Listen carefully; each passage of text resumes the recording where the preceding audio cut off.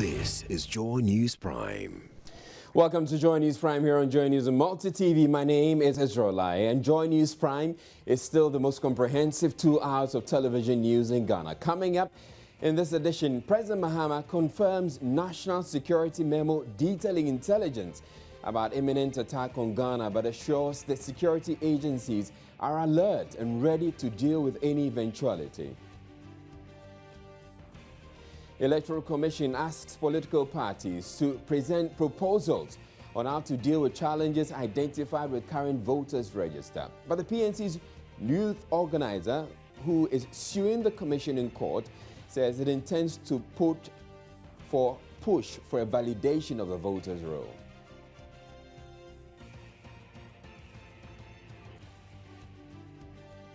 Governing National Democratic Congress accuses opposition New Patriotic Party of plotting a scheme to disenfranchise its supporters in the Ashanti region, but the NPP has dismissed the allegations as baseless.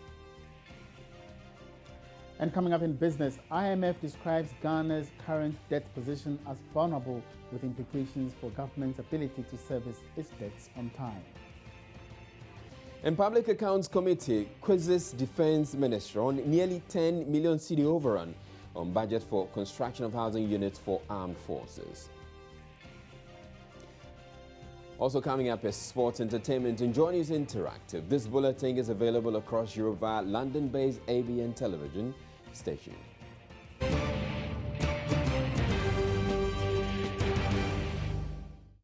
Some members of the Public Accounts Committee of Parliament are demanding government takes urgent steps to resource the Ghana Armed Forces so it could effectively play its role of protecting the country in the event of a terror attack. It comes at a time the security agencies have heightened their alert level to foil any possible attacks following recent events in neighboring countries in the West African sub-region.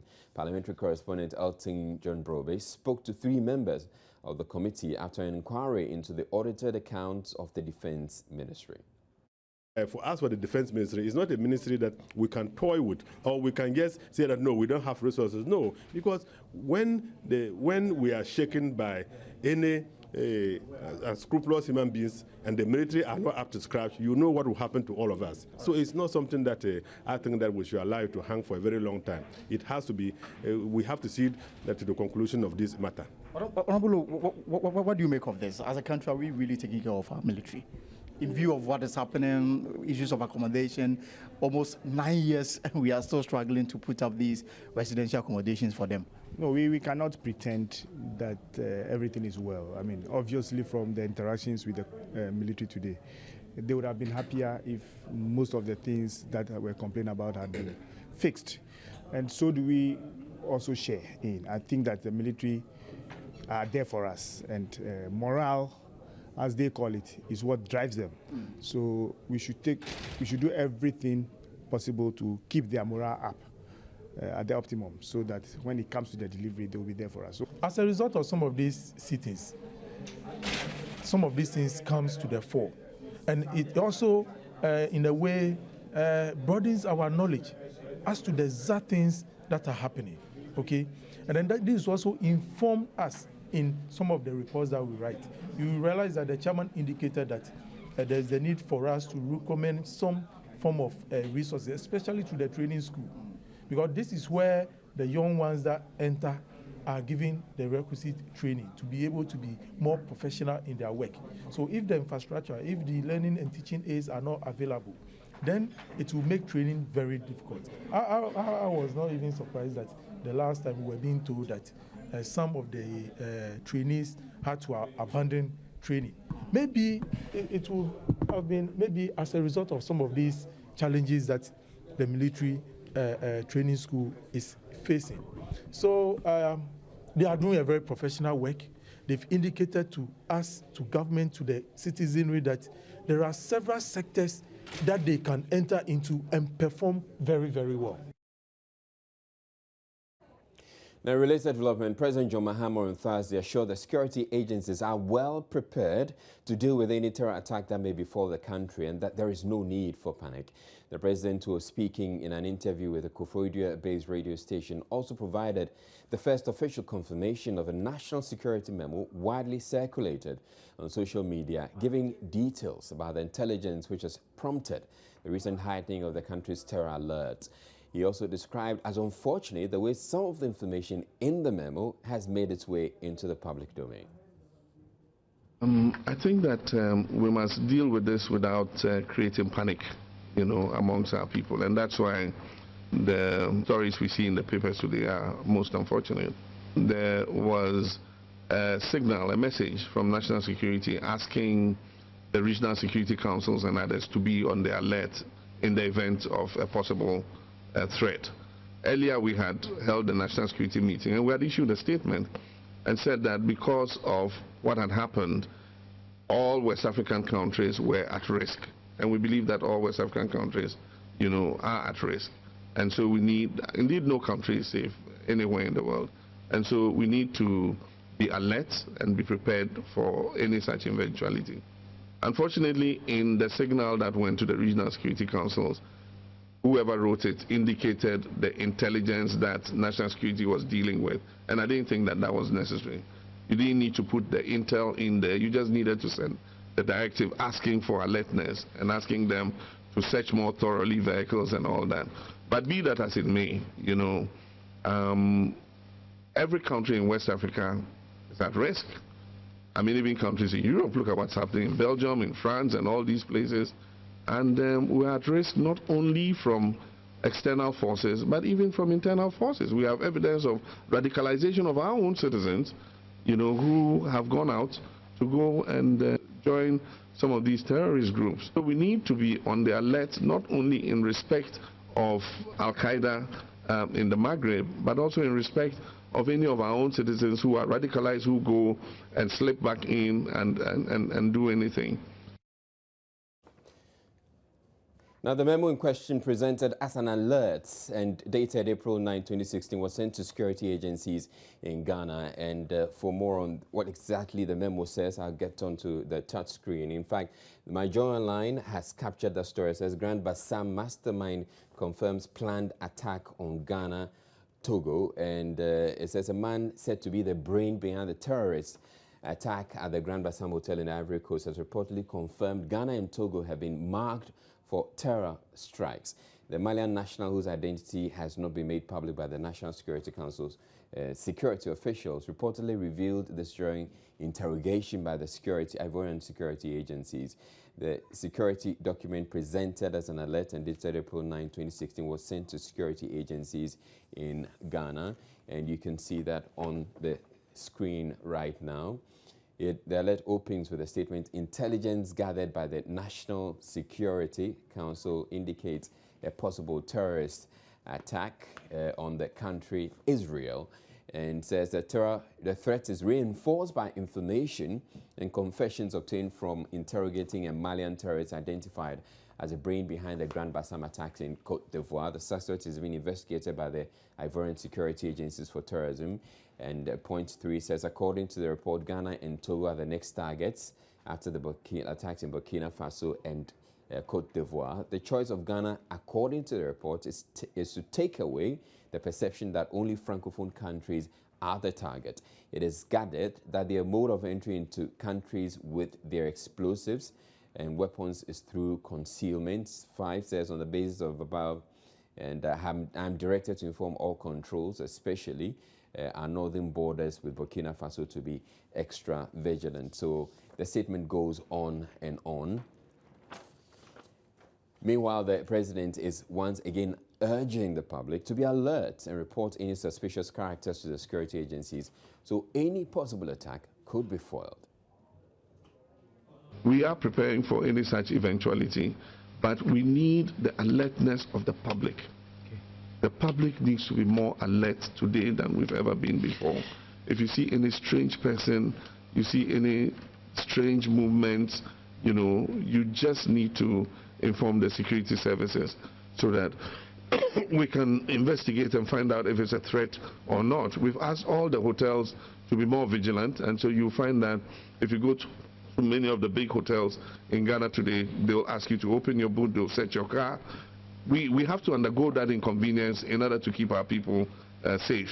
But our security agencies are working on any contingency so that if anything like that happened, we'll be able to respond. Terrorists are looking for soft targets.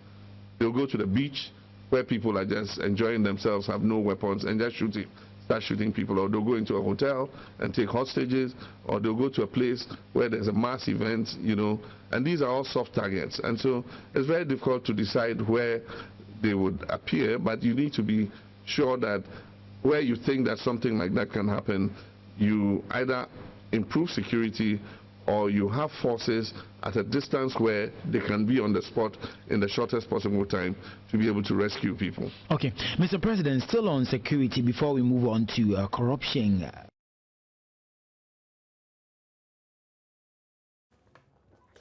In a related development, Chief of Army Staff Major General Richard Opokudu says the security agencies have succeeded in picking up some suspected terrorists currently under interrogation.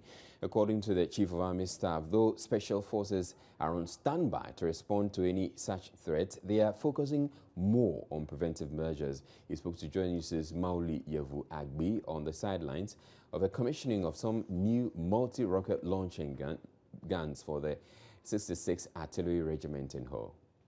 Assure you that we are very prepared and ready. We have our special forces standing by.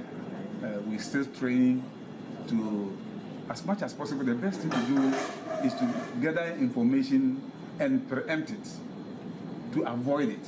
That is the best, because countering terrorism is a difficult way to go. The Americans, they talk about all the developing countries. Quite recently, we heard about this Brussels, Belgium attack. Once it happens, then it becomes a difficult drill to do. But what we are doing, and we have succeeded in doing so far, is our ability to track people who are suspected to be coming around with that intention. And we fortunately picked a couple of them who we are interrogating. Now, the Ghana Immigration Service also says adequate measures have been put in place at the country's borders to ensure Ghanaians are protected. Head of Public Affairs Francis Pamdeti also assured there's no cause for alarm. The Ghana Immigration Service is aware of the situation in the sub-region, and we, from December, had intel, and not only intel, we have observed the situation in the West African sub-region, and we've had directives to our officers to be on the alert and be on the lookout for elements that we'll consider as undesirable. As the months went by, we also realized that our neighbors had been attacked by terrorists, that is Ouagadougou and Côte d'Ivoire, as in Burkina Faso and Côte d'Ivoire. This is a situation that is close to us, and even without warning, we realized that this is something we need to take seriously as a country, and our officers have been aware of this development and have stepped up their patrol activities, their profiling activities, and also in cases where they have to conduct search, they do it thoroughly. We have what we call approved routes and unapproved routes. You can either use the approved routes or the unapproved route. Our border patrol personnel are tasked with the duty of patrolling the unapproved routes, whilst our officers and some border patrol personnel man the approved routes. So it's not a situation where some aspects of our border have been neglected or abandoned by our officers. We take all the entry points seriously. We have 14 sectors. The sectors basically are carving out of the country's borders. So every sector has its scope of operation. So sector by sector, they have their scope of operation. The scope of operation is drawn such that there is no gap in between the sectors. So our borders are manned and the unapproved routes are patrolled. You're watching Joy News Prime. We're taking a break at this point, but when we come back, there's lots of politics. Please stay tuned.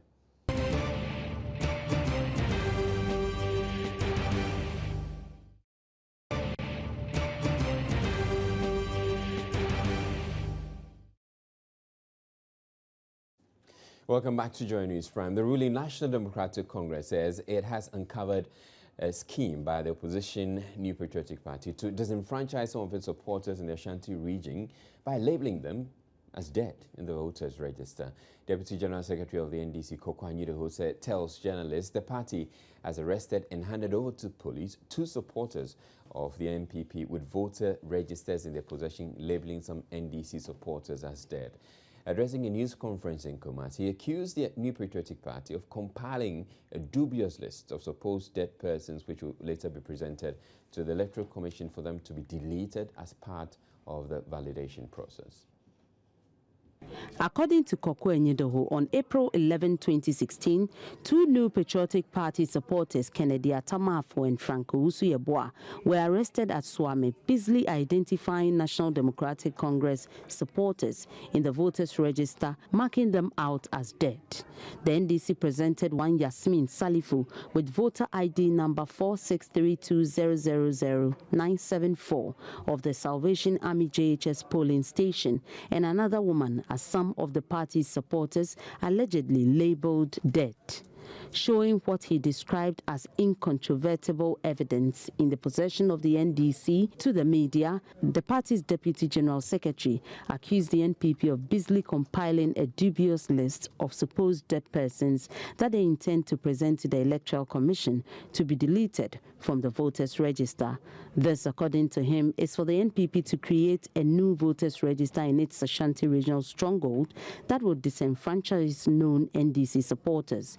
He warned the party will resist any attempt by the NPP to score undue political marks in the runoff to the 2016 general elections, especially with machinations targeting NDC supporters from Volta and northern regions. On the 11th of April 2016, this year, 2 MPP assigns were busted by vigilant youth of the NDC in the Swami constituency. The NPP agents were caught in the act of busy identifying NDC supporters on the National Voters Register and marking them out as dead. They have the register and they are identifying NDC people, and then they write dead by now. In other words, the NPP is busy compiling a very dubious list of supposed dead persons that they intend to present to the Electoral Commission for such names to be deleted from the voters' register. There are so many names that have been marked as dead, but for the purposes of this press conference, we have 2 who are here. Their names are here as marked and have been marked as dead. Yet they are not dead, they are alive.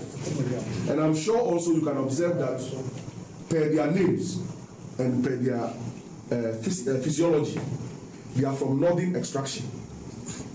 So the MPP, if they are not busy saying that Volta region is full of Togolese, and so we should go back to Togo, then they are busy in the Ashanti region creating the impression that Ashanti region has packed itself with strangers from northern part of. But in the midst of the suspicions and allegations against its political rival, the NDC intends not to officially lodge a complaint with the Electoral Commission, rather intends to pursue the case in court. It's a pure police case. The EC has got nothing to do with this. Yeah. Because if registered, they gave it out legitimately. So it's no longer their document. But certainly, we shall pursue this logical conclusion. Reacting to the allegations, the Ashanti Regional Secretary of the New Patriotic Party, Sampine, says if the police does not investigate the accusations and bring the culprits to book, it will retaliate. To make comments, we need to interrogate the comments and see the reason and the logic in whatever they say. Are we the Electoral Commission to disenfranchise people? Do we register people in Ghana? Do we talk about who votes or who do not vote? I mean, such talk should not be entertained by any person. We as a party have every right to look at the register of the Electoral Commission, compare it to the residents of the electoral areas and the polling stations, and that is what we are doing. The register of Ghana is a public document.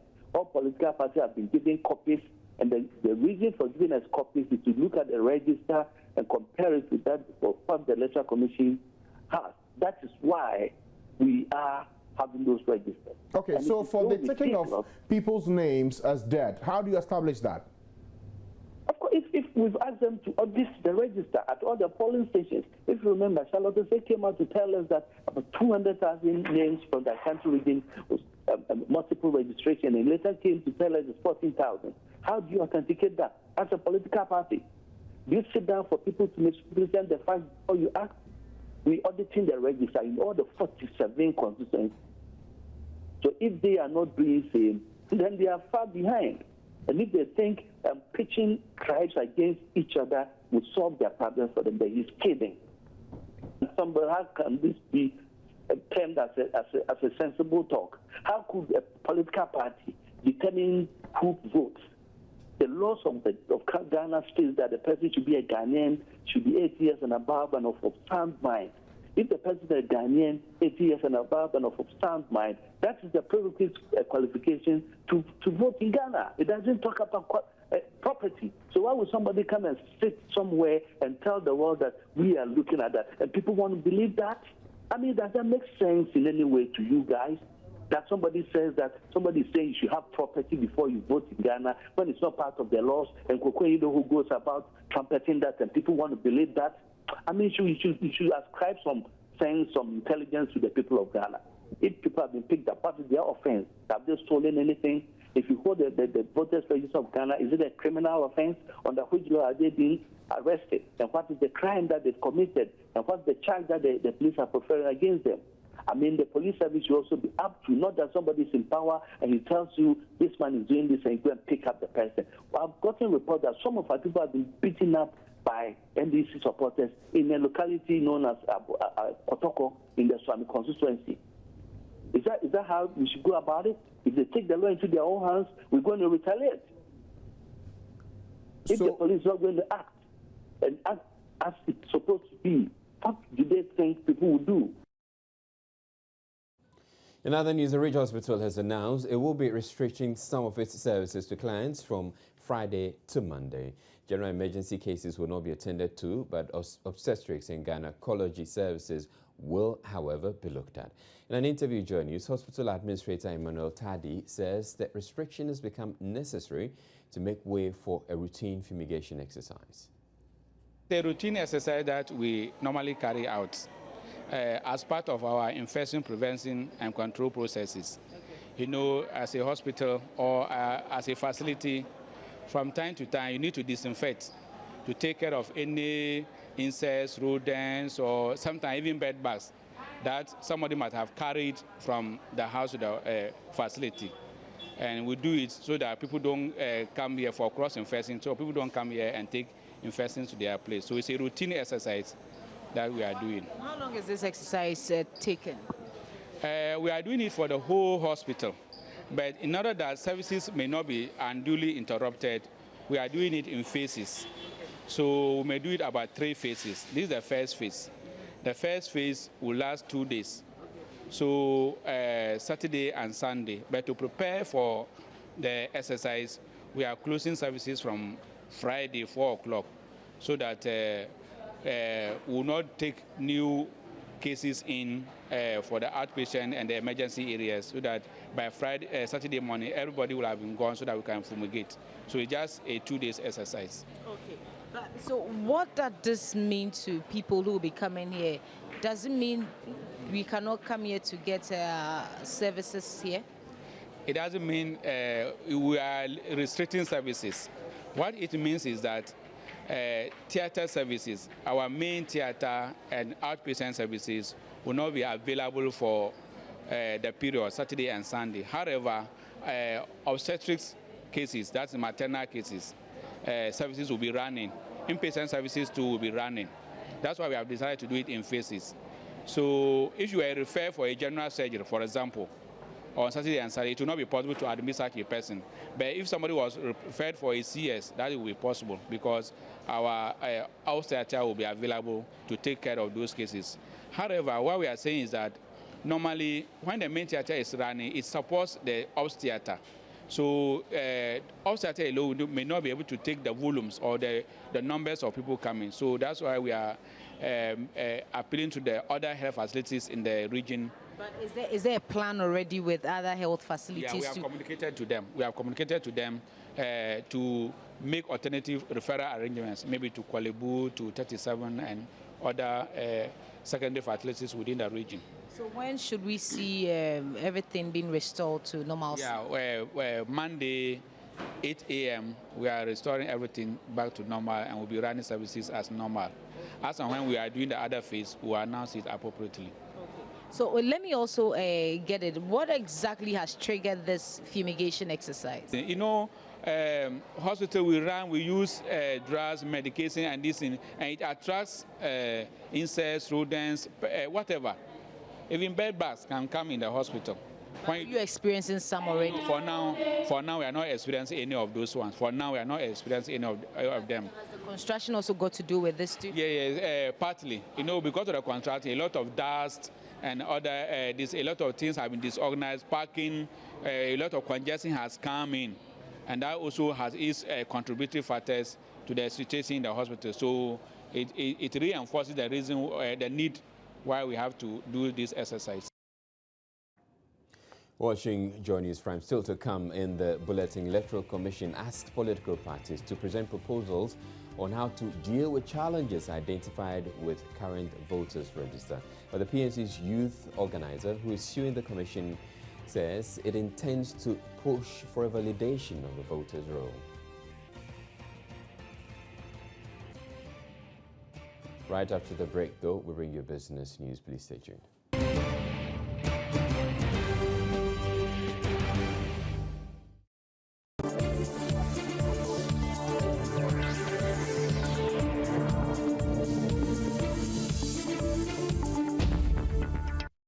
Right, it's time now for business, and Emmanuel will be taking us through all that. Good evening to you, Emmanuel. Good evening, Easy. How are you? I'm good. All right, so in business, government will end the year with more than 70% of the total value of the economy used to service the country's debts. That's according to the new Fiscal Monitor report released by the IMF in Washington, D.C. George Uafe tells us more. The Fiscal Monitor report tracks the expenditure patterns of about 189 countries that are members of the IMF and measures that can be instituted by governments of these countries to control the public expenditure. According to the report, Ghana would end 2016 with its debt-to-GDP ratio reaching 74.1%, a little bit higher than the 73% it recorded in 2015.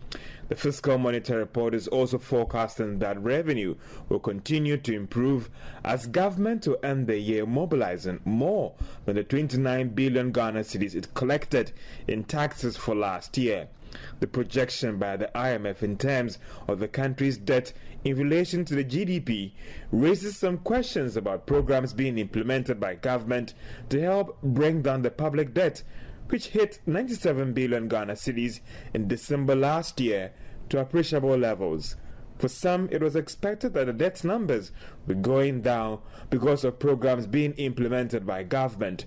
However, per the IMF projections, it looks like it might rather be going up at the end of December. Figures from the Statistical Service suggest that the economy is valued at about 133 billion Ghana cedis, but a source close to government has maintained that the country's debt-to-GDP ratio will improve to appreciable levels before the end of this year or even the next few months, based on some policies that they are putting in place to expand the economy, which will indirectly bring down the public debt. The source adds that since all these variables are based on the size of the economy, when growth picks up, revenue, taxes, and debt to GDP ratios will improve substantially in the coming months. In a related development, the IMF has described Ghana's current debt position as vulnerable and would therefore be challenging for government to service its debts on time. Speaking to Joy Business on the sidelines of the IMF World Bank spring meetings in Washington, D.C., Deputy Director at the Fiscal Affairs Department at the IMF, Abdelhak Senhachi, however, said they are hopeful the situation will improve if government continues with programs aimed at reducing the public debt. The debt ratio is relatively high for emerging market, and Ghana is one of them. Now, certainly if you look across the spectrum in terms of whether emerging market or advanced economies, there are countries that have much higher debt levels, right? So Ghana is not, in a sense, alone in that spectrum of high debt. What is more important is not just basically the level of debt, but also the trajectory of the debt. So the point that I was trying to make is that while debt is relatively high at 74, if the authorities continue with the effort that they are making in terms of consolidation, the deficit was 12%, well, in 2014, and it was brought down to 5% in 2015.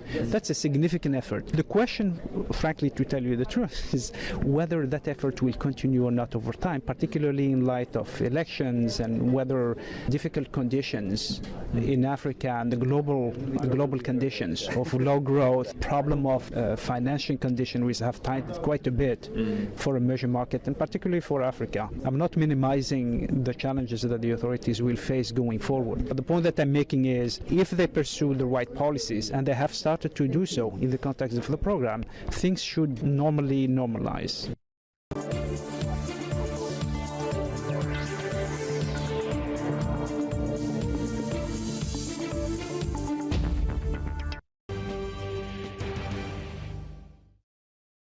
The New Patriotic Party has fiercely rejected accusations by Vice President Kwesi Emezaratha that the NPP is more interested in grabbing property than development of the country.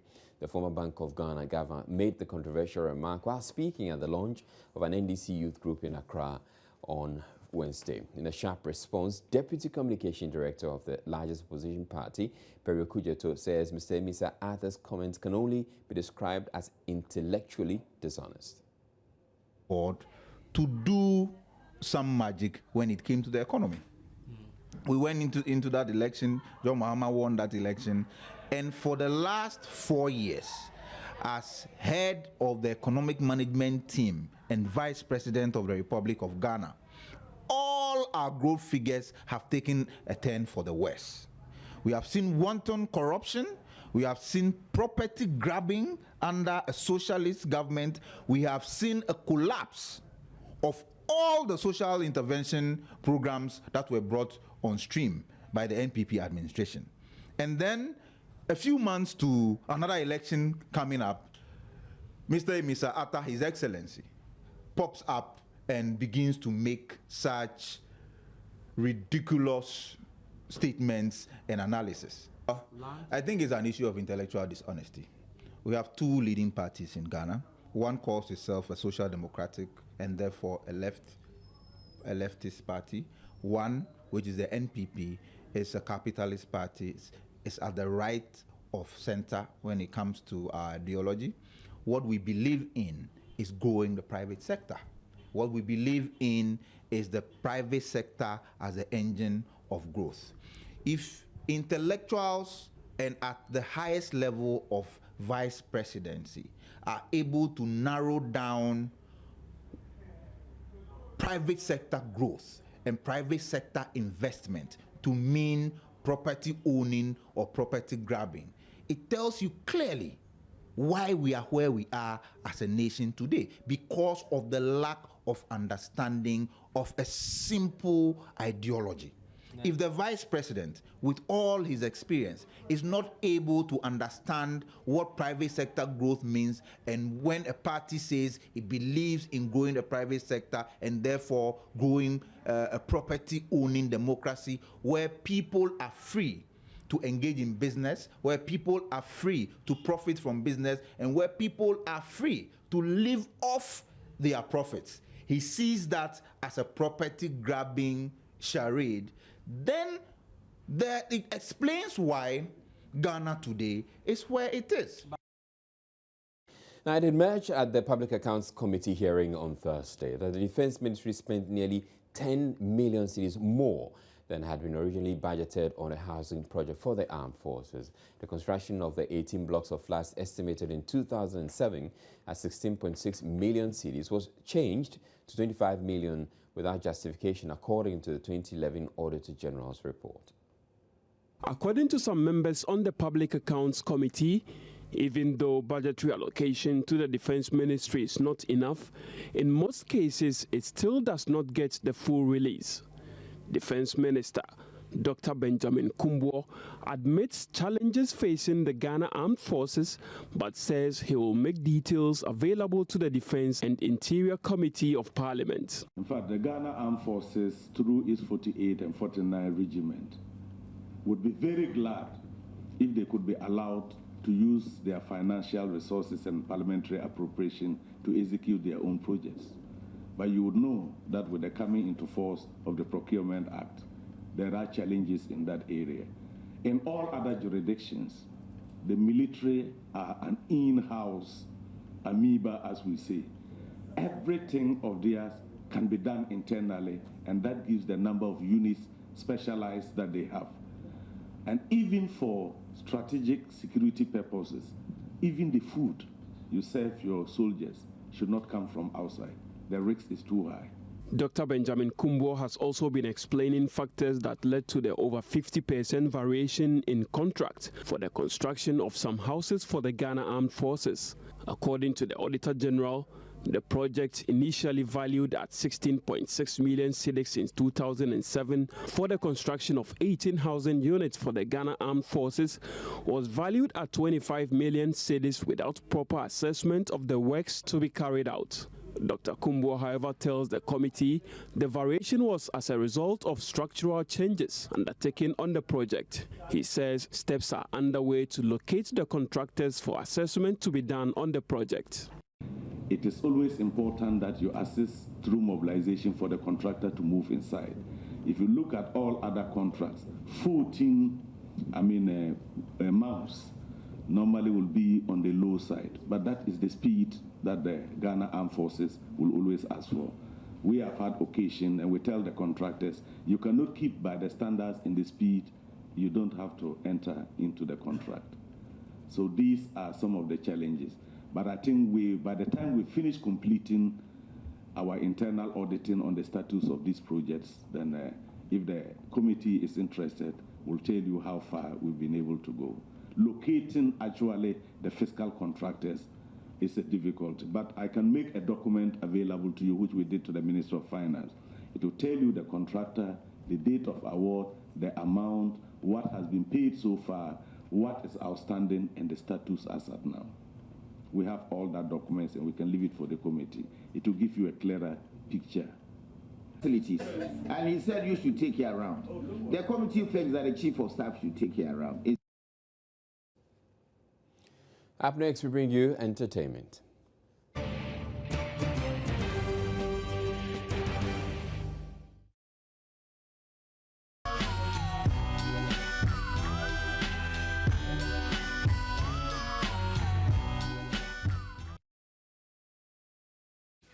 All right, Miss G is here with the entertainment. Good evening to you, Miss G. Good evening. Why are you tapping yourself?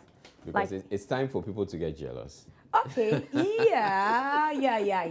A lot of people are getting jealous, but we've got... Needlessly jealous, yeah, I know, yeah, it's needless. But we've got an endorsement as well. Because me and you, we're like sister and brother. Am I after you or you come after me? Well, you certainly come after me. How many times after you? Or how many people are after you? About 5. Hey, then you're a gropio. It's all right. Old man. It's all right. Old man buge. Anyway, all right. But we've got endorsements as well. I told you that I'll bring you more from the interaction I had with Buru Singh Jr. Now, in this one, he's talking about Joy News. Yeah, the fact that he loves the liberty we've been given, you and I, to interact, when we get on set. He talks about Majid being a very versatile actor. And then he talks about theater in Ghana. Recently KSM says that theater in Ghana is in crisis. He thinks that Uncle Eboa White is giving us the answer. We all just need to take after him. All those who are interested in doing theater should take after Uncle Eboa White. I get home, I'm already tired. I flip the channels, all right? I stop. Sometimes I stop to listen to you in Israel. I like this thing that Joy makes, you guys fraternize, do some friendlies, and then you get into this nitty-gritty of why you're there. It's beautiful. The important thing was the focus on the acting, the storyline, the issues they were dealing with. all right, the depth of understanding they brought to the world that they had created. You know, somewhere in Africa, this Majid thing, I thought it was beautiful. Yeah. I thought it was beautiful. I said, this is fantastic acting. I said, I can't do that. I mean, Majid comes to these things with a certain seriousness and depth. I would like to see more of that. But I think some of these are provoked by good script, you know. Now, the argument is that theatre is in crisis in Ghana. I don't know if you think so. I wouldn't totally agree. Hasn't Uncle... sorry, I keep alluding to Uncle Bo. He has proven that it's not in crisis if we pay the right kind of attention to it. True. All of us have a problem with fast food, the fast food syndrome. Everything must be... We don't want to take our time. Why should we be concerned that things are not working well with theatre? What's our business anyway? We are living our lives, you know.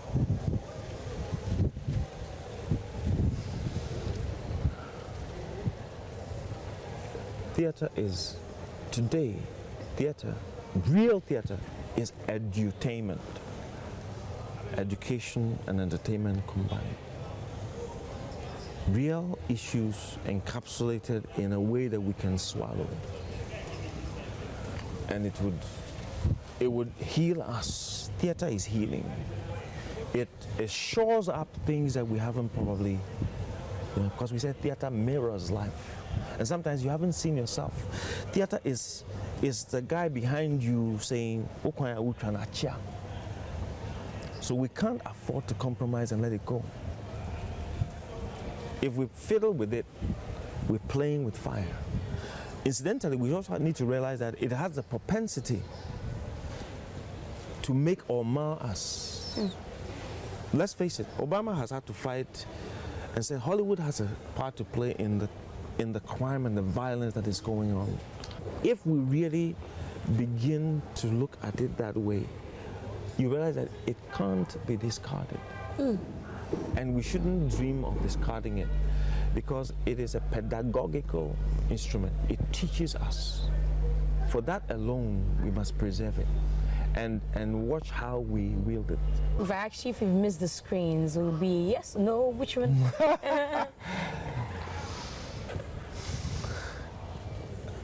I don't really miss it, and sometimes it surprises me that I don't. I lately, when somebody even suggests it, I fear that I'll go up there and not do well. There's better talent than me now. Why? You think you think you've just grown up simply because you decide to take, you know, yourself away from the screens. You can't be that brave engineer we always admired and knew. Sometimes I wonder, yes. I wonder that. What makes you?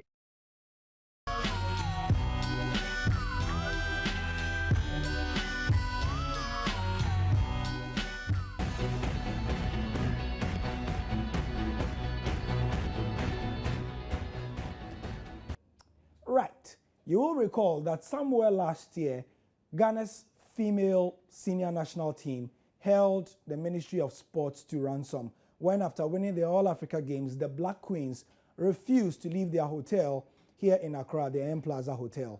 It led to a standoff that was really embarrassing for the government. In the end, they were able to leave because they were given some of the money. But guess what? The bonuses for the Black Queens from that time until now, what wasn't paid has still been outstanding. And to put even more eggs on the faces of the government, the Black Queens have now qualified for the African Women's Championships. 2 days ago, they beat Tunisia by 4-0 here in Accra to have a whopping aggregate victory to take to the African Women's Championship that will be held in Tunisia. So, once again, President Mahama has decided to intervene. You will recall that when that happened, when they won the All-Africa Games, it took President Mahama's intervention from, at the time, he was at the UN General Assembly in New York to instruct the Ministry of Finance to pay them. Today, he has had to do so again. We're trying everything possible to pay all their outstanding bonuses before they go to the championship. His Excellency, the President himself, has taken over that mantle and addressing it with the Minister of Finance, and I'm sure his President has assured me that he will make sure that the Minister of Finance finds something for us to pay the outstanding bonuses of the queens and the princess and also the maidens.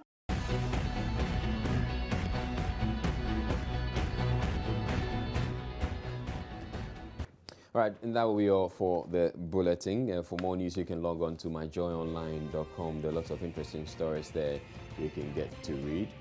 That's it. My name is Israel Lai. On behalf of the team, I wish you a good night.